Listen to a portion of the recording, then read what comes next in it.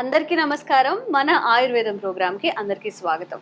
వంటింటి చిట్కాలకు care of address అయిన మధుసూదన్ శర్మ గారు ఈరోజు మనతో ఉన్నారు. నిద్రలేమి సమస్యలతో బాధపడే వాళ్ళకి ఈరోజు ఒక మంచి చిట్కా చెప్తాను అంటున్నారు. అంటే పడుకోగానే ఒక డీప్ స్లీప్ని ఎక్స్పీరియన్స్ చేసేలాగా.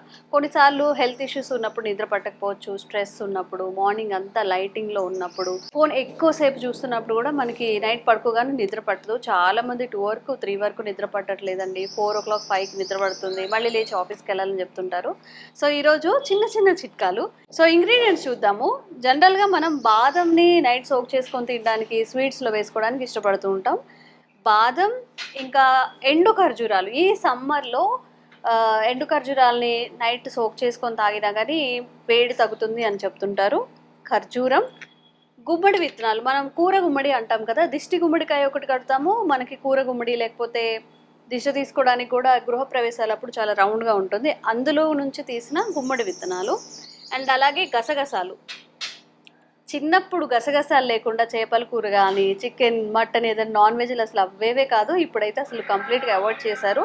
సో ఈ 4 ఇంగ్రీడియంట్స్, ఇంకొక సీక్రెట్ ఇంగ్రీడియంట్తో ఈరోజు ఒక మంచి చిట్కా అయితే తెలియజేస్తారు. ఏంటో తెలుసుకుందాం. నమస్తే సార్. నమస్తే. ఎలా ఉన్నారు సార్? బాగున్నానమ్మా, మీరు ఎలా ఉన్నారమ్మా? బాగున్నాను సార్.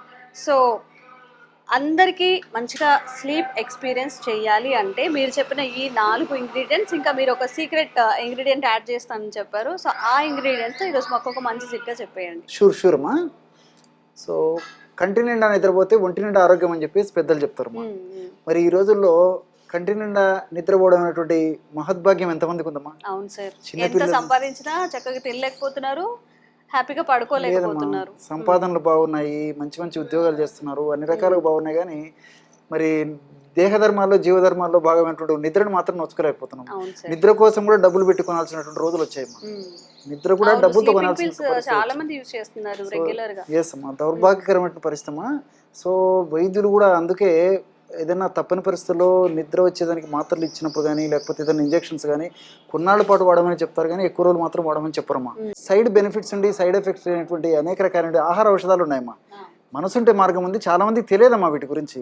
కాబట్టి మరి ప్రకృతి ప్రసాదించినటువంటి ఇలాంటి ఆహార ఔషధాలపైన మనం అవగాహన కలిగి ఉండి సద్వినియోగం చేసుకున్నట్లయితే మరి ఇంగ్లీష్ మందుల అవసరం కూడా రాదమ్మా.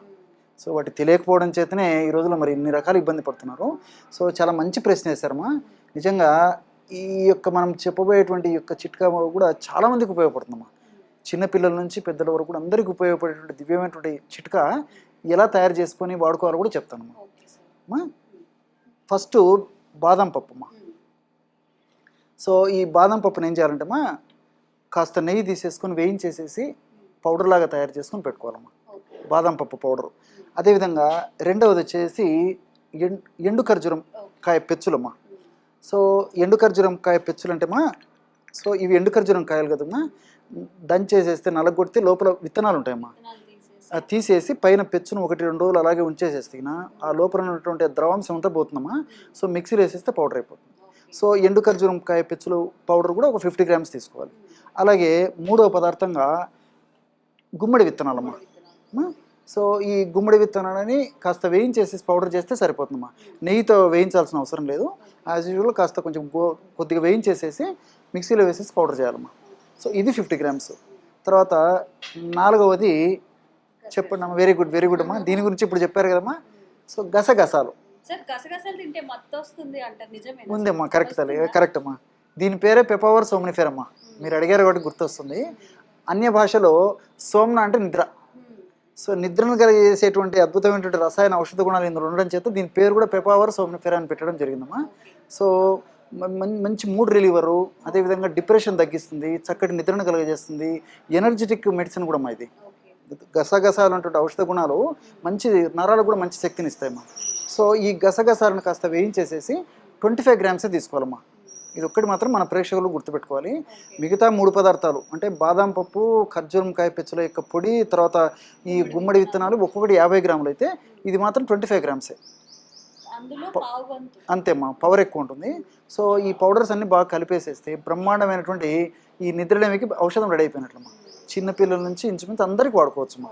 సో ఈ విధంగా తయారు చేసి పెట్టుకున్నటువంటి ఔషధాన్ని ఎలా వాడుకోవాలంటే రోజు రాత్రి పడుకునేటప్పుడమ్మా ఒక 100 ml ఇంచుమించు 50 to 100 ml మిల్క్ అమ్మా, కాచినటువంటి పాలల్లో 1 నుంచి 2 స్పూన్లు, మరీ అవసరం ఎక్కువ ఉండి పెద్దవాళ్ళ ఈ సమస్య ఎక్కువ ఉంటే 2 స్పూన్ల వరకు కూడా ఈ పౌడర్ వాడుకోవచ్చు, లేకపోతే 1 స్పూన్ సరిపోతుంది.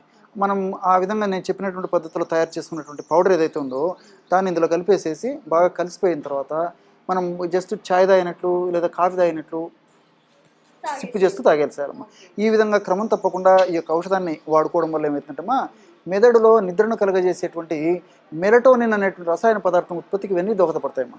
సో ఎప్పుడైతే మన మెదడులో ఈ మెలటోనిన్ అనేటువంటి నిద్రను కలుగజేసేటువంటి రసాయన పదార్థం ఉత్పత్తి బాగా జరుగుతుందో సహజంగానే నిద్రపడుతుందమ్మా, ఎలాంటి కెమికల్స్ అవసరం లేకుండా. సో రెండోది ఏంటంటేమ్మా, ఈ యొక్క బాదాం పప్పులోనే సహజసిద్ధంగా చాలామందికి తెలియదమ్మా, మెలటోనిన్ అనేటువంటి పదార్థం కూడా ఉందమ్మా. మన మెదడులో మెలటోనిన్ ఉత్పత్తి కావడం వల్ల నిద్ర వస్తుంది, ఆల్రెడీ బాదం పప్పులో అది ఉంటుందమ్మా.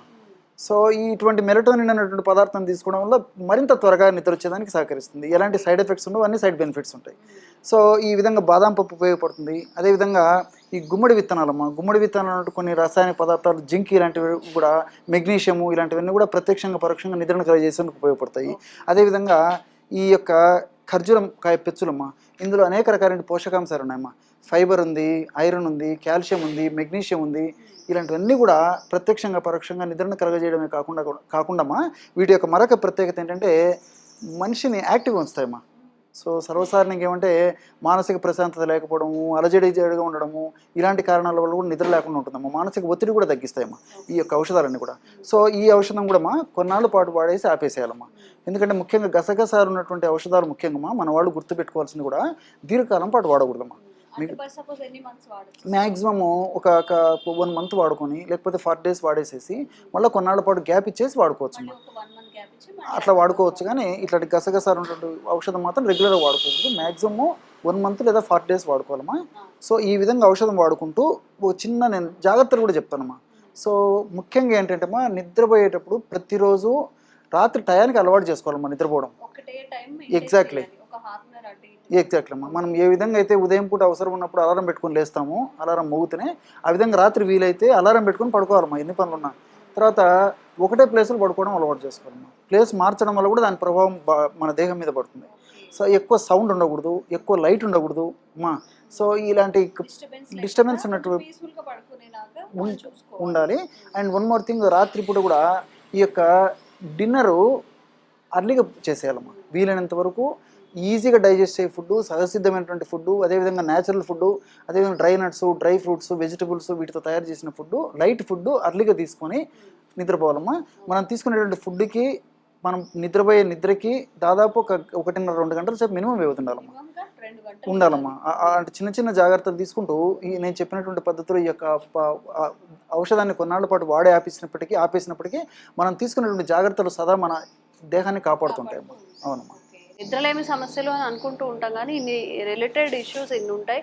త్వరగా తినడం, జంక్ తినకపోవడం, ఆయిలీ ఫుడ్స్ తినకపోవడం, ఎక్కడంటే అక్కడ పడుకోవడం, లైక్ ఒక రోజు ఒక రూమ్లో, ఇంకొక రోజు హాల్లో, అలా కాకుండా ఒక పర్టికులర్ ప్లేస్, అక్కడ కూడా స్లీప్ మంచిగా పట్టేలాగా, సౌండ్స్ రాకుండా, ఎక్కువ లైట్స్ కాకుండా, టీవీ సౌండ్స్ అవన్నీ పెడుతూ ఉండాలి. ఇవన్నీ అవాయిడ్ చేసుకుంటే మ్యాక్సిమం ఒక 80% ఈ సమస్యను మనం అధిగమించవచ్చు. అండ్ అలాగే సార్ చెప్పిన ఈ న్యాచురల్ ఇంగ్రీడియంట్స్తో తయారు చేసిన కాఫీ ఆర్ టీ అనుకోవచ్చు.